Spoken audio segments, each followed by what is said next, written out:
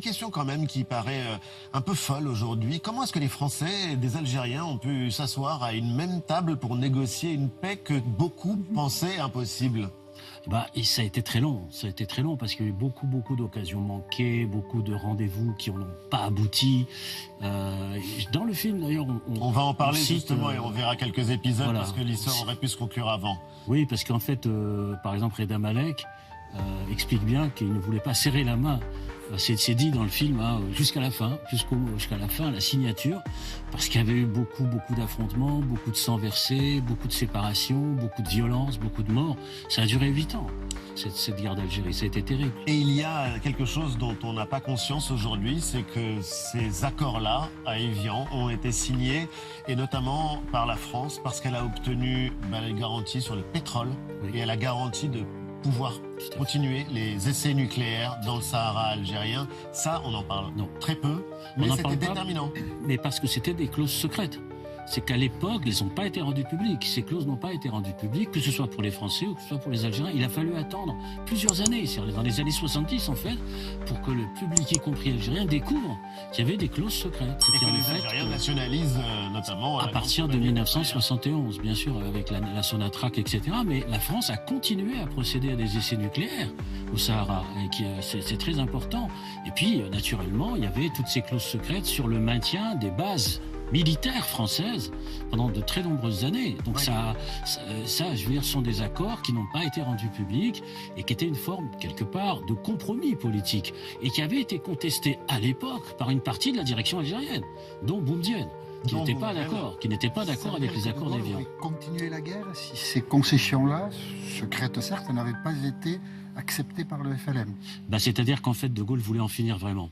Oui, il voulait en finir vraiment. Le rapport de force n'était pas pour lui.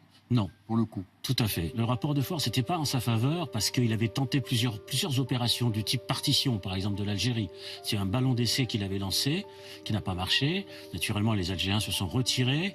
Il y avait aussi l'isolement de la France au plan international. À l'ONU, la France était très isolée. Il y avait un mouvement de décolonisation. Bien sûr, il y avait un grand isolement. Et puis, il y avait une crainte aussi du second front en France par la Fédération de France du FLN, qui était quand même très puissante. Il y avait 350 000 Algériens qui vivaient en France.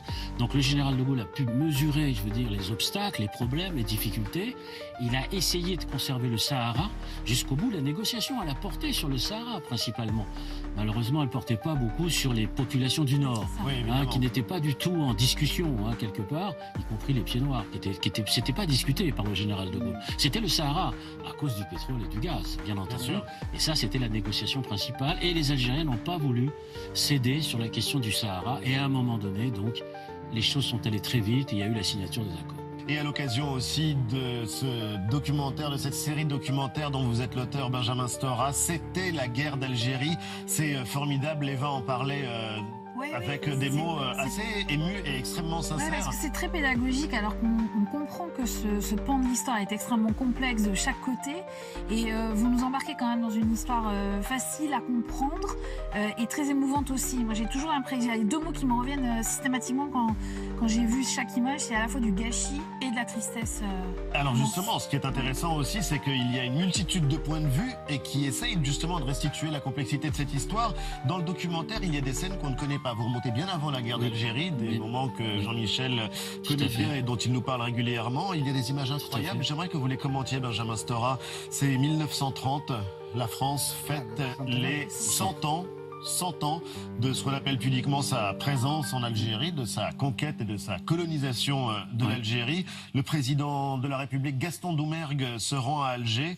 La République fête son empire colonial et sa perle qu'est l'Algérie. Qu'est-ce que disent ces images ? C'est des images extraordinaires qui ouvrent le documentaire. C'est-à-dire qu'en fait, on commence par les fêtes du centenaire de la conquête, puis ensuite on va remonter encore en arrière jusqu'en 1830, notamment avec toute la résistance de l'émir Abdelkader, les massacres, les enfumades de 1845. Tout ça, on l'aborde dans le documentaire. Mais là, effectivement, ce qui est extraordinaire quand on voit ces images, c'est que la France pense qu'elle va conserver son empire pour toujours. Et 30 ans plus tard, il n'y aura plus d'empire, il n'y aura plus d'Algérie. C'est incroyable, 30 ans seulement. 30 ans plus tard. Comment l'histoire s'est accélérée de manière extraordinaire. Seconde Guerre mondiale, bien sûr, mouvement de décolonisation, guerre d'Algérie, guerre d'Indochine, et tout va s'effondrer. Et quand on voit ces images, on n'a pas du tout ce sentiment-là. On a le sentiment de la puissance militaire, bien sûr, de la gloire, de l'Empire, bien entendu, et du caractère quasiment intemporel de cette présence pour l'éternité.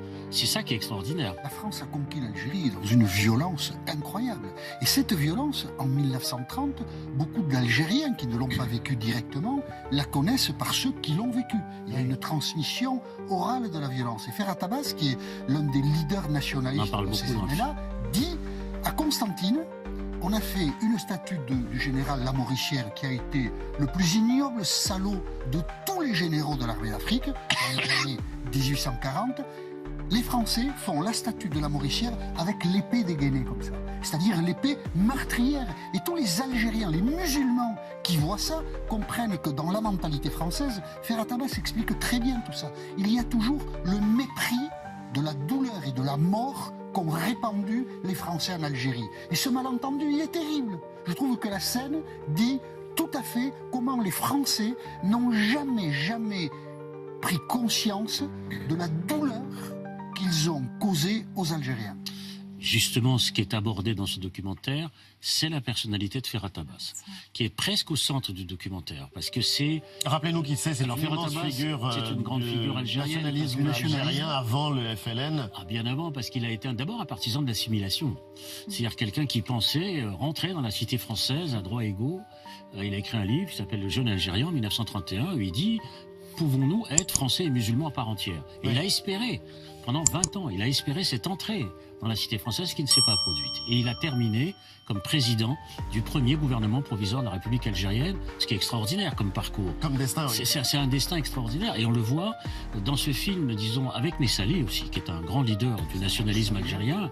Pourquoi? Parce que ce sont deux figures qui ont cru dans la possibilité, quelque part, d'un Commonwealth à la française. Je parle des années 30. Je parle pas... C'est-à-dire qu'ils ont cru à la possibilité d'une sorte d'indépendance dans l'interdépendance. Bref, tous ces mots qu'on évoquera pendant la guerre d'Algérie. Puis c'est trop tard.